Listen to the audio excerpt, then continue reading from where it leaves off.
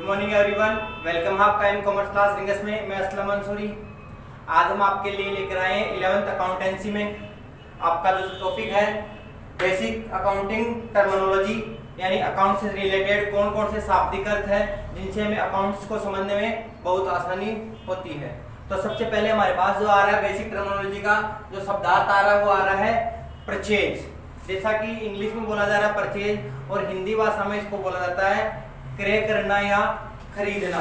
जो ये परचेज है इसका मीन्स हो गया हमारे पास क्रय या खरीदना, क्रय करना या खरीदना, किसी सामान को खरीदना किस लिए, बेचने के लिए। क्योंकि कोई एक बिजनेसमैन होगा वो कोई भी सामान जब बेचने के लिए या रीसेल करने के लिए कोई परचेज करता है तो वो कहलाएगा, वो हमारा परचेज होता है कि सामान बेचने के टारगेट से। Purchase means goods by, purchase का मतलब हो गया एक खरीदना। The buying of any goods यानी किसी सामान को खरीदा जाएगा, कमोडिटी या किसी माल को, और सर्विस या कोई service for the purpose of sale यानी किसके लिए खरीदी जाएगी, सेल करने के लिए खरीदी जाएगी, इसे बोला जाएगा परचेज बोला जाएगा। फॉर एग्जाम्पल हमारे पास ये है कि एक कपड़े का जो बिजनेसमैन है वो कपड़े का इंपोर्ट एक्सपोर्ट करता है या सेल और परचेज करता है। तो जो क्लॉथ होगा वो क्लॉथ मार्केट से परचेज करता है और अपने कस्टमरों को सेल करता है। तो जो क्लॉथ है उसके लिए वो हो गया गुड्स हो गया, ठीक है। अगर वही जो सेल्समैन है, कपड़े का सेल्समैन है, अगर बिजनेस में कोई फर्नीचर परचेज करता है और फर्नीचर बिजनेस में सिर्फ यूज करने के लिए ही है तो उस फर्नीचर को जो परचेज किया जाएगा वो गुड्स नहीं होगा, वो उसकी असेट्स कहलाएगी। तो ध्यान देना यहाँ पे परचेज का मीन्स यही हो गया कि किसी भी गुड्स को बाई करना, पर्पज फॉर सेल, किसी भी सामान को पुनः बेचने के लिए खरीदा जाता है तो वह परचेज हो गया। अब दूसरा जो आता है यहाँ पे हमारे पास आता है सेल्स। सेल्स का मतलब हो गया यहाँ पे विक्रय यानी बेचना, किसी सामान को बेचना कि सेल्स किसे कहते हैं। देखो द गुड्स परचेज, वही बात आ रही ऊपर वाली, गुड्स को हमने क्या किया, परचेज किया, खरीदा है, किस लिए, फॉर द पर्पज, जो हमारा क्या टारगेट था, ऑफ सेल्स, बेचने के उद्देश्य से कोई सामान खरीदा जाता है तो उसे सेल्स कहते हैं। व्हेन ट्रांसफर्ड, अब हम उसमें ट्रांसफर करेंगे, क्या क्या ट्रांसफर करेंगे, टू अदर पार्टी, दूसरी पार्टी को हम ट्रांसफर करेंगे आफ्टर एडिटिंग सम प्रॉफिट, कुछ प्रॉफिट जोड़कर उसमें ट्रांसफर कर दिया जाएगा। कहने का मतलब है जब कोई सामान, वही बात आ रही है, जब कोई क्लॉथ का बिजनेसमैन है, कपड़े खरीदने वाला है तो बड़ी शॉप से उसको अपना माल कपड़ा खरीदेगा और उसमें कुछ प्रॉफिट ऐड करके, उसकी जो कॉस्ट है कॉस्ट में कुछ प्रॉफिट ऐड करके उसको रीसेल कर देगा, थर्ड पार्टी को ट्रांसफर कर देगा, उसको बोला जाएगा सेल्स बोला जाएगा। आर नॉन एज सेल्स, उसको सेल्स बोला जाएगा। अब सेल्स के कई पार्ट होते हैं, सेल्स कैश सेल्स भी हो सकती है, सेल्स क्रेडिट सेल्स भी हो सकती है। देखो द सेल्स में भी क्रेडिट सेल्स, सेल्स क्रेडिट हो सकती है यानी उधार में भी माल बेचा जा सकता है। कैश सेल्स, नगद में भी माल बेचा जाता है। डेमोस्टिक सेल, डेमोस्टिक एक स्वतंत्र सेल भी होती है। और एक्सपोर्ट सेल्स, एक देश से दूसरे देश में एक्सपोर्ट किया जाता है उसको भी हम सेल्स बोलते हैं। तो ये सेल्स के पार्ट हो गए। सेल्स का मीन्स क्या हो गया, किसी सामान को रीसेल करने के पर्पज से परचेज की जाती है, वही क्या होती है, सेल्स होती है। यानी सेल्स में जो बिजनेस की एक्टिविटी क्या होगी, विक्रय से या सेल्स से रिलेटेड होगी। देयरफॉर यहाँ पर the sales is complete, sales का मतलब ही क्या हो गया, बिजनेस एक्टिविटी, यानी सेल्स का मतलब ये हो गया कि बिजनेस की ये पूरी एक्टिविटी है। यहाँ पे कोई गुड्स परचेज किया जाएगा फॉर परचेज या फॉर सेल्स, बेचने के उद्देश्य से जो सामान खरीदा जाता है उसे क्या बोला जाएगा, यहाँ पे सेल्स बोला जाएगा। आगे तीसरे पॉइंट में चलते हैं, क्या सेल्स रिटर्न। सेल्स रिटर्न का मीन्स ये हो गया कि एक बिजनेसमैन अपने कस्टमर को गुड्स को सेल्स करता है। अब कुछ रीजंस होते हैं जिन रीजन से जो गुड्स सेल किया हुआ वो बिजनेस में वापस रिटर्न हो जाता है, उसे सेल्स रिटर्न कहते हैं। यानी बिका हुआ माल जब बिजनेस में वापस आता है तो इसे सेल्स रिटर्न कहते हैं। द गुड्स रिटर्न, जो माल रिटर्न हो रहा है बाई परचेजर, परचेजर यानी खरीदने वाला जब रिटर्न करता है किसको करेगा, टू द सेलर या बिजनेसमैन को। जब कोई कस्टमर ने माल परचेज किया और जो परचेजर है, जो कस्टमर, उसको माल पसंद नहीं आया तो माल को रिटर्न करेगा, किसको रिटर्न करेगा, सेल्समैन को या सेलर को रिटर्न करेगा, बेचने वाले को। ड्यू टू सम रीजंस, कुछ रीजन हो सकते हैं, कौन कौन से रीजन उनको हम आगे पढ़ेंगे, उन रीजंस के अकॉर्डिंग उस माल को रिटर्न कर देगा। Are known as sales return, उसको हम सेल्स रिटर्न कहते हैं। कहने का मतलब यह है परचेजर के द्वारा कुछ रीजंस के कारण उस माल को वापस रिटर्न कर दिया जाएगा ड्यू टू सेलर को या बिजनेसमैन को, इट्स कॉल्ड सेल्स रिटर्न। ठीक है, अब देखो क्या होगा इसमें, the amount of sales return, जो रिटर्न होकर अमाउंट आई बिजनेस में, इज डिडक्टेड, उसको कम कर दिया जाएगा फ्रॉम ग्रॉस सेल्स, जो ग्रॉस सेल्स होगी ना, कितनी सेल्स की, उसमें से उसको माइनस कर दिया जाएगा, किसको, जो गुड्स रिटर्न हुई है हमारे पास उसको। And the amount of net cell, और उसके बाद में जो नेट सेल आएगी, only in shown in final statement, उसको फाइनल स्टेटमेंट में शो किया जाएगा। कहने का मतलब यह है, जब सेल्स किया हुआ माल में से कुछ सेल्स रिटर्न वापस आती है, तो जितनी हमने ग्रॉस सेल्स की थी उसमें से जो रिटर्न सेल्स है उसको डिडक्ट कर दिया जाएगा, कम कर दिया जाएगा। कम करने के बाद जो नेट एक्चुअल सेल आएगी उसी को फाइनल सेटलमेंट या फाइनल स्टेटमेंट में शो किया जाएगा, यानी ट्रेडिंग अकाउंट में उस नेट सेल को ही शो किया जाएगा। जैसा कि सेल्स रिटर्न यानी माल वापस बिजनेस में आ गया, तो हम इसको दूसरा नाम हमारा रिटर्न इनवर्ड, इसको हम ये भी बोल सकते हैं रिटर्न इनवर्ड। बिजनेस में माल आ रहा है तो इसको बोल गया रिटर्न इनवर्ड। अब आगे चलते हैं, आगे हमारे पास है परचेज रिटर्न, इसका जस्ट अपोजिट हो गया। परचेज रिटर्न का मतलब हो गया कि जो बिजनेसमैन है उसने माल को क्या किया था, परचेज किया था। अब परचेज किया हो, परचेज किसने किया, बिजनेसमैन ने, और जो सेलर है उसको रिटर्न कर देगा तो हो जाएगा परचेज रिटर्न। यानी बिजनेस में खरीदा हुआ माल वापस किसी रीजन से जो सामने वाली पार्टी उसको लौटा देना, वही क्या हो गया, परचेज रिटर्न हो गया। तो देखो परचेज रिटर्न क्या करा, व्हेन द बिजनेसमैन, अब बिजनेसमैन लौटाएगा यहाँ पे, when the businessman return, businessman return कर रहा है ए पार्ट ऑफ परचेज गुड्स, खरीदे हुए पार्ट का जो गुड्स है, टू द सेलर, सेलर को रिटर्न करेगा। क्या कारण है, ड्यू टू सम रीजन, वही कुछ रीजन होते हैं, उन रीजन के कारण गुड्स को सेलर को वापस रिटर्न कर देगा। कौन कर देगा, एक businessman. It is called purchase return, इसको परचेज रिटर्न कहा जाएगा। The net purchase is calculate, वही बात आ रही जैसे नेट सेल्स आई थी वैसे ही नेट परचेज कैसे कैलकुलेट की जाएगी, बाय डिडक्टिंग, यानी कम किया जाएगा, किसको कम किया जाएगा, जो रिटर्न हुआ है परचेज रिटर्न को फ्रॉम द टोटल परचेज में। इसमें भी क्या है, जो टोटल परचेज आएगी उसमें से जो रिटर्न हुआ था हमारे पास माल, परचेज रिटर्न हुआ था, उस रिटर्न को माइनस कर दिया जाएगा। माइनस करने के बाद में जो परचेज है एक्चुअल में उसको फाइनल स्टेटमेंट में शो किया जाएगा।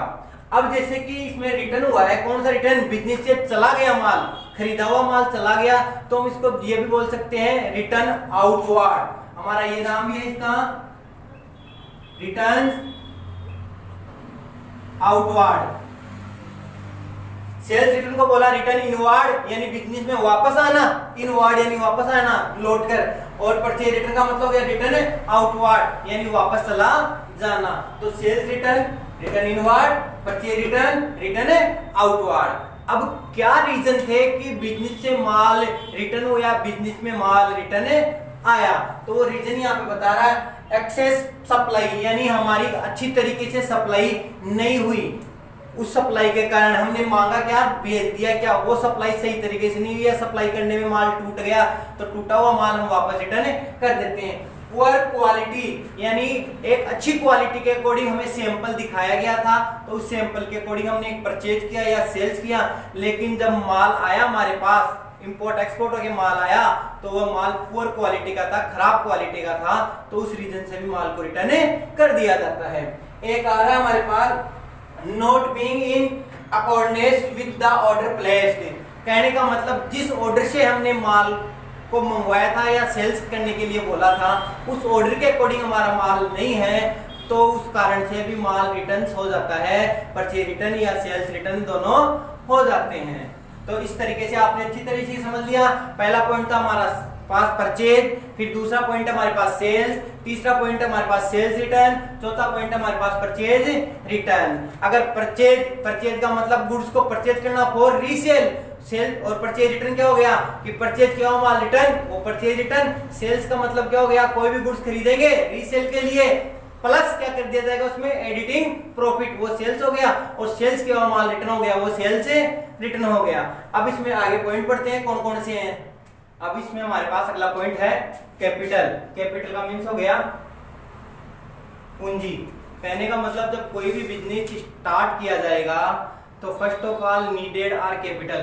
कहने का मतलब ये हो गया सबसे पहले जब कोई भी बिजनेस शुरू किया जाएगा, चालू किया जाएगा, संचालित किया जाएगा तो हमें कैश की जरूरत होती है, पैसे की जरूरत होती है। तो जो पैसा हमारे पास है 10, 20, 50 हजार, लाख रुपए, उस पैसे को हमने बिजनेस में लगा दिया, बिजनेस को स्टार्ट कर दिया, नया बिजनेस शुरू कर दिया, तो वही क्या कहलाएगा हमारे पास पूंजी कहलाएगा, यानी कैपिटल कहलाएगा। Capital means the money invested, जो हमारी मनी है वो इन्वेस्ट कर दी जाएगी, यानी लगा दी जाएगी। कहाँ लगा दी जाएगी? बाय द बिजनेसमैन या ओनर, जो बिजनेस का ओनर है उसके द्वारा लगा दी जाएगी in the businessman. The part of money is invested in the business by the businessman, it's called capital. यानी बिजनेसमैन के द्वारा बिजनेस में मनी का कुछ पार्ट लगा दिया जाएगा, इन्वेस्ट कर दिया जाएगा, तो उसे बोला जाएगा कैपिटल, पूंजी बोला जाएगा। ठीक है। इट इज आल्सो नोन, यह जानी जाएगी as an excess of assets over external liability. कहने का मतलब ये असेट्स और एक्सटर्नल जो लायबिलिटी है उनसे एक्स्ट्रा होती है, उनका दोनों का क्या होती है, डिफरेंट होती है, और वही क्या कहलाएगी हमारे पास कैपिटल है। तो यहाँ इसका फॉर्मूला क्या आता है, कैपिटल।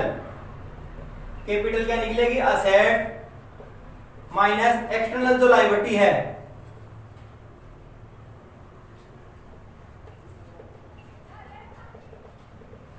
एक्सटर्नल जो लायबिलिटी है उसमें से इसको माइनस कर दिया जाएगा असेट्स में से, और वो निकलेगी जो क्या निकलेगी, कैपिटल निकलेगी। अब बात आती है कि असेट्स क्या है, एक्सटर्नल लायबिलिटी क्या है, तो आगे हम इन्हीं के बारे में पढ़ेंगे कि असेट्स और एक्सटर्नल लायबिलिटी क्या होती है, तो बाद के टॉपिक है। आगे चलते हैं, हमारे पास ड्राइंग। ड्राइंग का मतलब क्या होता है, आहरण। आहरण। अब जैसे कि कैपिटल, कैपिटल यानी पूंजी, यानी बिजनेस में पैसा इन्वेस्ट किया, पैसा लगा दिया, तो उसको बोला हमने पूंजी, कैपिटल। और ड्राइंग का मतलब हो गया आहरण। आहरण का मतलब हो गया निकालना। आहरण का मतलब हो गया निकालना। कुछ पैसा या कुछ माल बिजनेस से जब जो बिजनेसमैन है वो आहरण करता है, निकालता है पर्सनल यूज के लिए, खुद के यूज के लिए, तो उसको बोला जाएगा ड्राइंग बोला जाएगा। तो देखते हैं, द विड्रॉल ऑफ कैश और गुड्स। विड्रॉल यानी निकाल लिया जाएगा, क्या क्या निकाल सकते हैं हम, या तो बिजनेस से कैश निकाल लिया जाएगा या निकाल लिया जाएगा गुड्स बाय द ओनर, जो बिजनेसमैन का जो ओनर है, और the personal use is known as drawing. When the businessman withdraw for some cash और goods for personal use, it's called drawing. यानी अपने निजी व्यक्तिगत तौर पर या स्वार्थ के तौर पर या खुद के लिए जो पैसा या माल बिजनेस से निकाला जाएगा उसे ड्राइंग कहा जाएगा। जैसे फॉर एग्जांपल बिजनेस में जो शुगर सेल करने वाला जो सेल्समैन है, बिजनेसमैन है, उसने 5 किलो शुगर अपने घर के लिए ले गया, घर के काम के लिए, तो जो 5 किलो शुगर थी वो क्या होगी, उसकी ड्राइंग कहलाएगी वो। अब देखो ड्राइंग किसको डिडक्ट करती है, ड्राइंग्स ऑलवेज रिड्यूस, यानी कम करती है द कैपिटल। कैपिटल को क्या करती है, कम करती है, क्योंकि कैपिटल भी बिजनेसमैन के द्वारा बिजनेस में एंटर की जाती है, और जो ड्राइंग है वो बिजनेसमैन के द्वारा पर्सनल यूज के लिए विड्रॉ की जाती है। तो इसको बोलेंगे ड्राइंग, और ये हो गया हमारे पास कैपिटल। तो अब हम आगे बढ़ते हैं। अगला पॉइंट है हमारे पास डेब्टर्स। मीन्स होता है इसका देनदार। देनदार या डेब्टर्स भी होते हैं जिन्हें किसी बिजनेसमैन के द्वारा किसी कस्टमर को क्रेडिट सेल्स किया जाता है, यानी उधार माल बेचा जाता है। उधार माल जिसे बेचा जाएगा कुछ समय बाद में वो बिजनेसमैन को पेमेंट करेंगे, वो डेब्टर कहलाएंगे। तो ये कह रहा है ए पर्सन, एक आदमी, हु जो ऑल अमाउंट, जो बकाया अमाउंट है, to the enterprise an account of credit sale of goods और सर्विस, इट्स कॉल्ड डेब्टर। कहने का मतलब है जब बिजनेसमैन के द्वारा किसी कस्टमर को क्रेडिट सेल्स किया जाएगा, उधार में माल बेचा जाएगा, तो जिसे बेचा गया है वो कहलाएगा हमारे पास डेब्टर्स। ठीक है, debtors is liquid and short term assets. जो डेब्टर्स होता है हमारे पास वो लिक्विड असेट्स होता है और शॉर्ट टर्म असेट्स होता है। लिक्विड या शॉर्ट टर्म असेट्स का मतलब होता है which assets are convert in case after before 12 month, यानी ऐसी असेट जिन्हें 12 महीने के अंदर अंदर केस में कन्वर्ट कर लिया जाएगा वो होती है हमारे पास शॉर्ट टर्म। तो डेब्टर हमारे पास शॉर्ट टर्म असेट्स है। अगला पॉइंट आता है हमारे पास क्रेडिटर। क्रेडिटर यानी लेनदार, डेब्टर का अपोजिट है। जब बिजनेसमैन के द्वारा किसी थर्ड पार्टी से किसी अदर पार्टी से बिजनेस में गुड्स परचेज की जाएगी, वो क्रेडिट परचेज की जाएगी, उधार परचेज की जाएगी, तो उसे बोला जाएगा क्रेडिटर, क्योंकि एक समय बाद में उसको पेमेंट करना होता है। तो सामने वाली जो पार्टी है जिससे हमने गुड्स परचेज किया है वो हमारे क्या होते हैं, क्रेडिटर होते हैं, पैसे मांगने वाले होते हैं। तो देखो क्रेडिटर की क्या डेफिनेशन है यहाँ पे, ए पर्सन एक व्यक्ति, टू होम यानी जिसको हमने देना है, एन एंटरप्राइज जो एंटरप्राइज देगी, औज अमाउंट बकाया amount on account of credit purchase of goods और सर्विस। तो बात वही आ गई, एक ऐसा व्यक्ति, एक ऐसा पर्सन जिससे बिजनेसमैन ने क्रेडिट परचेज किया है और उसको पेमेंट करना पड़ेगा, वो क्या कहलाएगी यहाँ पे, क्रेडिटर कहलाएंगे। ये क्रेडिटर भी क्या होते हैं, बिजनेस के लिए लिक्विड होते हैं और शॉर्ट टर्म लायबिलिटी होती है, यानी एक 12 मंथ के अंदर अंदर इन्हें केस में कन्वर्ट कर दिया जाता है या पेमेंट कर दिया जाता है। अब आती है बिल्स रिसीवेबल। बिल्स रिसीवेबल का मीन्स हो गया प्राप्य बिल, यानी बिल प्राप्त होना। जाहिर सी बात है कि बिल किससे प्राप्त होगा, बिल उन्हीं व्यक्तियों से, उन्हीं कस्टमर से प्राप्त होगा जब बिजनेसमैन के द्वारा क्रेडिट सेल किया जाएगा। कहने का मतलब जब एक बिजनेसमैन के द्वारा उधार माल बेचा जाता है तो जो सामने वाली पार्टी है वो बिल को एक्सेप्ट करती है कि हम महीने, 2 महीने या एक निश्चित पीरियड के बाद पेमेंट कर देंगे, तो उनके द्वारा जो बिल एक्सेप्ट किया गया वो बिल रिसीवेबल कहलाता है। ये बिजनेस के लिए क्या होता है, असेट्स होती है। तो देखो क्या कहता है, the term receivable includes the outstanding amount due from others. वही बात आ रही है, आउटस्टैंडिंग अमाउंट पे कोई बिल राइट किया जाता है। सम टाइम ए डेब्टर में एक्सेप्ट, डेब्टर के द्वारा एक्सेप्ट किया जाएगा, जो डेब्टर उसको राइट करेंगे by the bill of exchange which is payable after is giving period, और कुछ समय बाद में उसका पेमेंट हमें रिसीव होगा। Such a bill is known as bill receivable, और इस बिल को बोला जाएगा bill receivable. The bill is discounted from the bank when you need, कहने का मतलब है ये जो बिल रिसीव हुआ है हमें तो एक निश्चित पीरियड के लिए होता है, एक निश्चित टाइम के लिए होता है कि निश्चित टाइम बाद में आपको इसका पेमेंट रिसीव हो जाएगा बाय द कस्टमर। लेकिन उससे पहले हमें अगर पेमेंट की जरूरत होती है तो हम बैंक से इसको डिस्काउंटेड भी करवा सकते हैं, यानी बैंक से इसको पैसा भुना भी सकते हैं, बैंक से पैसा कवर भी कर सकते हैं। तो अब आगे बढ़ते हैं, इसका आगे का पॉइंट क्या है। हमारा अगला पॉइंट है बिल्स पेबल, यानी देय बिल, यानी जिनको हमें पेमेंट करना है उनको बोलेंगे देय बिल, यानी क्रेडिटर। क्रेडिटर से हमने माल परचेज किया था, उनको पेमेंट करना है। It's means a bill of exchange, ऐसा bill the amount of which, जो अमाउंट है टू पेबल, पे की जाएगी ऑन द फिक्स्ड डेट, एक फिक्स्ड डेट को एक अमाउंट पे की जाएगी, उस बिल को बोलेंगे हम बिल्स पेबल। और जो बिल्स पेबल है वो भी हमारी क्या है, शॉर्ट टर्म लायबिलिटी है। बिल्स पेबल भी क्या है, शॉर्ट टर्म लायबिलिटी है। अगला आता है असेट्स, यानी संपत्तियां। अब असेट्स किसे कहते हैं, असेट्स वो होती है जो बिजनेस में इन्वेस्ट की जाती है और लॉन्ग टाइम के लिए बिजनेस में रहती है। असेट्स नॉट ए गुड्स, ध्यान रखना, गुड्स अलग चीज होती है, असेट्स अलग चीज होती है। गुड्स तो वो आइटम है, वो थिंग्स होती है जिनसे बिजनेस की एक्टिविटी की जाती है, सेल और परचेज किया जाता है। और असेट्स वो चीज होती है जिनसे बिजनेस को लॉन्ग टाइम के लिए स्टार्ट रखा जाता है, यानी लंबे समय तक जो बिजनेस में यूज आती है उन्हें बोला जाएगा असेट्स। और जो बिजनेस में सेल आउट करने के लिए होती है वो होती है गुड्स। तो देखते हैं असेट्स क्या होती है, हमारी संपत्तियां क्या होती है। असेट्स आर इकोनॉमिकल रिसोर्स, ये एक इकोनॉमिकल रिसोर्स है, पैसा बढ़ाने का रिसोर्स है। और ऑर्गेनाइजेशन एक संगठन है, that can be usually expressed in term of money. कहने का मतलब ये असेट्स है जो मनी को बढ़ाने वाला एक ऑर्गेनाइजेशन है। एक जो बिजनेस में जो असेट्स परचेज की जाती है वो मनी को एक्सप्रेस की जाती है, बढ़ाती है, लंबे टाइम के लिए रहती है बिजनेस में असेट्स। 10 कौन कौन सी है, जैसे लैंड हो गई, building, plant, machine, furniture, stock, cash, debtor, bank आदि, ये सारी क्या होती हैं, असेट्स होती हैं। तो आई बात कि बिजनेस में असेट्स, कुछ असेट्स ऐसी भी होती हैं जो लॉन्ग टाइम के लिए भी होती है और कुछ असेट्स वो भी होती है जो शॉर्ट टाइम के लिए भी होती है। अब बिजनेस की जो असेट्स है उन असेट्स को पार्ट कर दिया, यहाँ पे 5 पार्टों में कर दिया गया है। Fix asset, current assets, tangible asset, intangible asset और फिक्टिशियस असेट। अब देखते हैं कि फिक्स असेट्स कौन सी असेट्स होती हैं।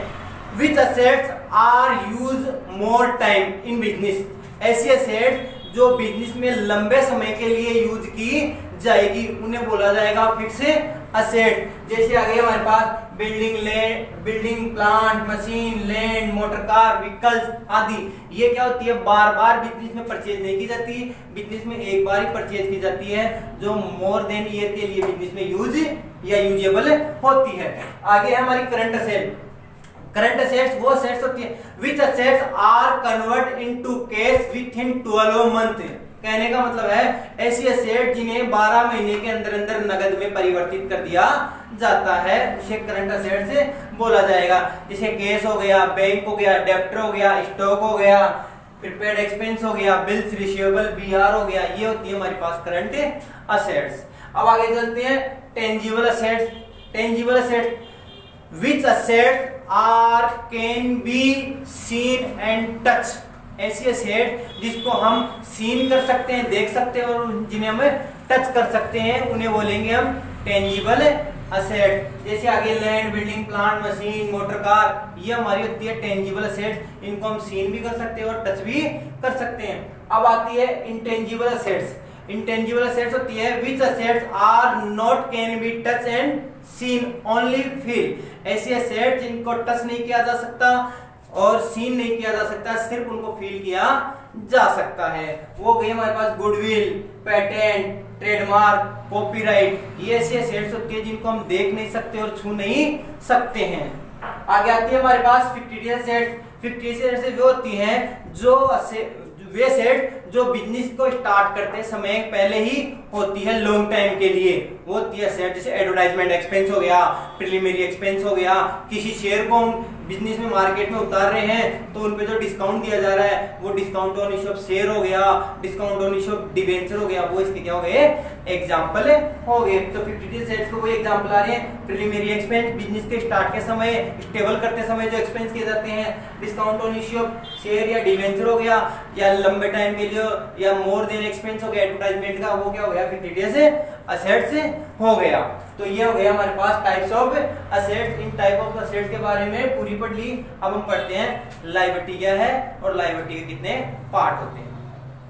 तो लायबिलिटी के बारे में देखते हैं कि लायबिलिटी किसे कहते हैं। लायबिलिटी यानी दायित्व है, यानी जिम्मेदारियां, कि बिजनेस की कुछ जिम्मेदारियां भी होती हैं। बिजनेस ने जिससे पेमेंट लिया है या पैसा लिया है या गुड्स लिया है उनको भी उसको वापस रिटर्न पेमेंट करना होता है, वो बिजनेस की क्या होती है, लायबिलिटी होती है, जिम्मेदारियां होती है। रेस्पॉन्सिबिलिटी कौन कौन सी है, क्या कहते हैं, क्लेम ऑफ ओनर्स, ओनर्स का जो क्लेम है, एंड एक्सटर्नल पार्टी जो बाहर वाले लोगों से बिजनेस में पैसा आया है लिया है, against the assets of business, मतलब बिजनेस के असेट्स के अगेंस्ट जो हमने पैसा लिया है उसको ही क्या बोला जाएगा, यहाँ पे लायबिलिटी बोला जाएगा। सच एज क्रेडिटर, वो कौन कौन सी लायबिलिटी होती है, क्रेडिटर हो गया, बिल्स पेबल हो गया, बैंक ओवरड्राफ्ट हो गई, आउटस्टैंडिंग एक्सपेंस हो गया, कैपिटल हो गया, डिबेंचर हो गया, ये होती है लायबिलिटी। अब देखते हैं कि लायबिलिटी कैसे कैलकुलेट हो रही है। लायबिलिटी देखो कैसे हो रही है, हमारे पास जो असेट्स है उसमें से हम किसको माइनस कर दिया जाएगा, कैपिटल को माइनस कर दिया जाएगा, तो वो हमारे पास क्या आ जाएगी, बिजनेस की लायबिलिटी आ जाएगी कि आउटसाइड लायबिलिटी कौन सी है। अब टाइप ऑफ लायबिलिटी, कि लायबिलिटी को कितने टाइप में बांटा गया है। यहाँ पे लायबिलिटी को 4 टाइपों में शो किया गया है।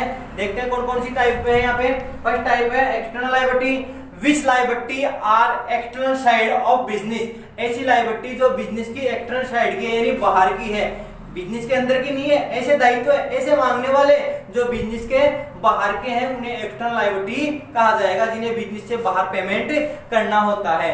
फॉर एग्जाम्पल क्रेडिटर हो गया हमारे पास, उनसे हमने उधार माल परचेज किया था, बैंक को ड्राफ्ट हो गया था, पैसा लिया था उससे बैंक से, तो बैंक बिजनेस के बाहर का हो गया। बिल्स पेबल हो गया और आउटस्टैंडिंग एक्सपेंस हो गए, ये एक्सटर्नल लायबिलिटी हो गई। अब आगे बात करते हैं internal liability. Which liability are inter in the business, ऐसी लायबिलिटी जो बिजनेस के अंदर की होती है, यानी जो पेमेंट हमें करना होता है, जो बिजनेस के अंदर की पार्टियों को ही करना होता है, बिजनेस के ओनर को ही पेमेंट करना होता है, वो होती है हमारे पास इंटरनल लायबिलिटी। वो हो गई हमारे पास कैपिटल और लोन। जैसा कि कैपिटल बिजनेस में ब्रॉड किसने किया था, ओनर ने, तो वापस भी रिटर्न बिजनेस को फिनिश होने के बाद ओनर को ही कैपिटल रिटर्न करनी पड़ती है। ऐसे ही बिजनेस में क्या प्रोवाइड करवाता है, लोन प्रोवाइड करवाता है, तो लोन में उसे इंटरेस्ट विद इंटरेस्ट पेमेंट करना पड़ेगा, तो ये हमारे पास इंटरनल लायबिलिटी है। अब बात आती है शॉर्ट टर्म लायबिलिटी और long term liability. Short term liability को पढ़ते हैं, which liability are convert into cash within 12 month, ऐसी लायबिलिटी जिन्हें केस में पेमेंट कर दिया जाएगा 12 मंथ के अंदर अंदर ही, वो बिजनेस की शॉर्ट टर्म लायबिलिटी हो गई।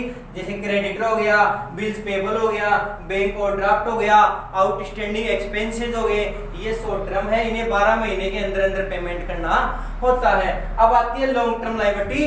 विच liability are payable to after 12 month in case, यानी ऐसी लायबिलिटी जिन्हें आफ्टर 12 मंथ के बाद में केस में पेमेंट करना होता है। डिवेंचर ऋण पत्र हो गए, बॉन्ड हो गए, ऋण पत्रों का विभाग होता है, या लॉन्ग टर्म लोन हो गया, फाइनेंशियल लोन हो गया।